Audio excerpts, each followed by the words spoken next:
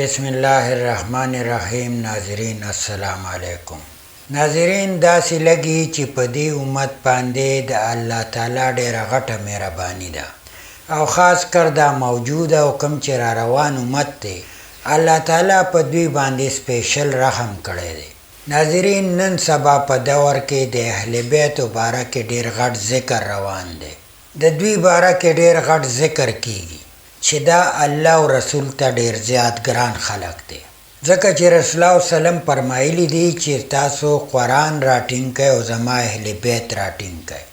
چا چې قرآن او اهل بیت ونیوه نه دوی به تر قیامته پورې ګمراه کیږي نه، په دې کې هیڅ قسمه شک نشته. نو ناظرین دا د یو پهلوان او د یو سید واقعه ده او دا واقعه مولانا حافظ عزیز پیش کړې ده چې ډېر ښکلی انداز کې پیش کړې ده. ناظرین په دنیا کې مشهورتیا دا د زمانې سره ختم شي.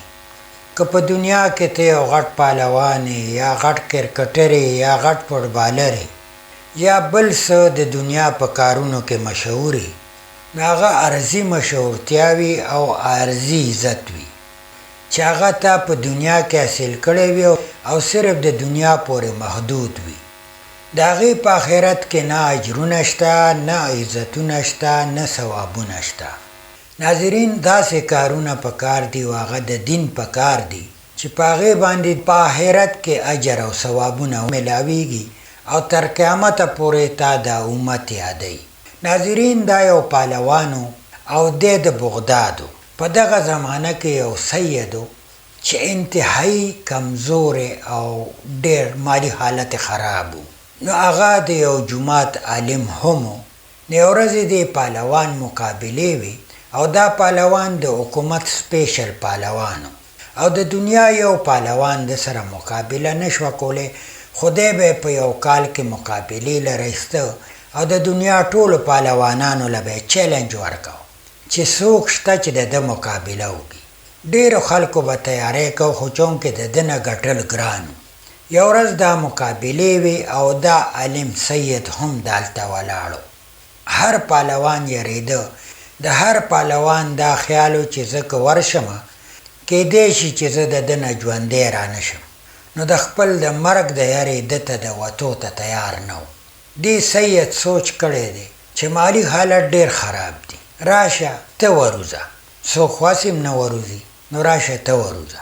ناظرین دا واقعه مولانا حافظ عزیز چې په کم شان کړې ده نو دا د هغه د خولې ډېره ښکلې مزه کوي او د دې نه عبرت اخیستل پکار دي چې الله تعالی هغه پهلوان له کم مقام ورکړه او دا مقابله د سید په حق کې بیلله او د هغې کم اجر هغه ته میلاو شوی تر قیامته پورې د امت په زړه کې پروت دی. نو راځئ چې دا واقعه مو ګورو او هغه پهلوان ته چې کوم مقام میلاو شوی دی نو هغه مو ګورو. راځئ چې ته واورو. په عراق کې مقابله وه میچ د پهلوانانو، د ټولو ملکونو پهلوانان راغلي وو او چې کله د مقابلې میدان سجاو شو نو فیصله دا وشوه چې د ملک پهلوان به مخکې میدان ته راوځي. کوم پهلوان چې وګټله د ټولو ملکونو چې کوم نمایندگان دي هغه به دې له انعام ورکوي د سرو. وایي چې کله مقابله شروع شوه نو د ملک پهلوان په دې سټیج باندې را مخکې شو او داسې یو دوه درې راونډ یې ولګول چې زما مقابلې ته څوک تیار دی، کم یو ملک زما مقابلې ته را مخکې کېږي. نو ټولو کته کته وکتل ماشاءالله په د خپل هډوکې نشو چقولی. وروسته به بیا ګورو په قلاره وی ده بیا راونډ ولګول، بیا یې چغه کړه شته څوک زما مقابلې له چې راشي. بیا څوک را نغله. په درېیمه پیره چې د اعلان کو یو وچ کړس بوډا نری او داسې تش هډوکي او سرمن چېرته د جومات امام واجز هغه را مخکې شو ستا مقابله زه کوم. دا خو د هغه بېعزتي وه چې هله د داسې پهلوان مقابلې له د جومات وچ کړس امام راشي او د مدرسې وچ کړس استاد دې راشي. نو هغه داسې د دې ګریوان نه ونیو د دې سټیج باندې تاو کړو داسې د شال په شان کې او بیا داسې ولاړ ودرو. خو دې خلکو ته یې ښودل چې د ده زه اوس هډوکې ماتومه که نه دی زما مقابله کوي، اوس صبر وکړئ. وایي چې دې کته ودرو نو ده ویې چې ما ته غوږ را نږدې که پهلوانه هغه ته غوږ را نږدې کو نو درې خبرې ورته وکړې. بچیه زه ستا د مقابلې خو نه یم، خو دا یاد وساته چې ما ټول عمر په جومات کې، په محراب کې، په مدرسو کې سړه خوړلې ده، غوښتلې مې ده او په دې مې ژوند تېر کړی دی. نو که نن ته ما ته ځان هار کې او ما جیت کې، نو زما به کار روان شي او ستا به چې تاله خدای څه درکړي هغه به ډېر زیات وي. دویم یې ورته په غوږ کې دا وویل چې زه په اهل بیتو کې یم، زه د امام حسین نوسی یم. نو که ته ما ته ځان هار کې او ما جیت کې، نو زما پورا خاندان به ستا سفارش کوي او زما د خاندان به ته عزت او لاج وساتي، الله به ستا لاج وساتي.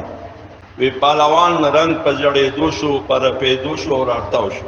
خلکو پورته کړه چې یاره دا پهلوان د حکومت چې کوم نمایندګان وو هغوی هم ته ډېر بد ورته ووایي چې څنډه نو موږ ته دې ورځې راساتلې وې او پتا بېهوشي راغله او ته زړ شوې او دې وچ کړس ډینګي ته ته راتاو شوې.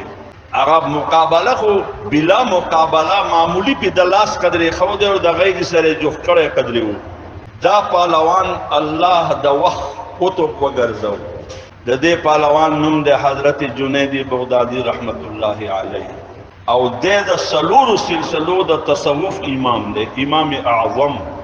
د تصوف ټولې سلسلې، ټول نهرونه، ټول زنځیرونه د ده نه شروع کېږي. وی د اهل بیتو قدر وکړه، اکرام یې وکړه، الله یې داسې اکرام او اعزاز وکړو چې په دنیا کې الله په ټین ټاپ په 313 کې ولیکه او د قیامت پورې الله د تصوف امام وګرځو جنیدی، حضرت جنیدی بغدادي رحمت الله علیه.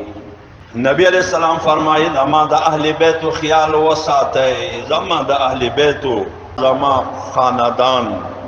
اذکرکم الله فی اهل بیتی، تاسو ته دا وایم چې د الله واسطه در کوم چې زما د اهل بیتو به خیال ساتئ.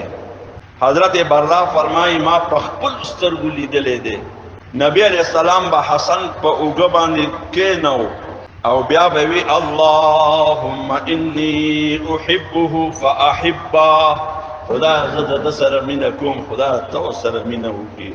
نبی علیہ السلام به د ورځې راته د لور کره د دین وسو دپاره واړه بهر ته وتي وو. حضرت حسن وته د بهر ته او د راغی منډې وهلې. نو چې څنګه راورسېد نبی علیہ السلام غاړه غاړه کو، نکاح او نصیب غاړه غاړه. او نبی علیہ السلام فرمایل اللهم انی احبه فاحبه واحب من يحبه، خدایا زه د سره مینه کوم، ته سره مینه وکړي. او چې څوک د سره مینه کوي خدای ته د هغې سره مینه وکړي، الله ته د دوی سره مینه وکړي.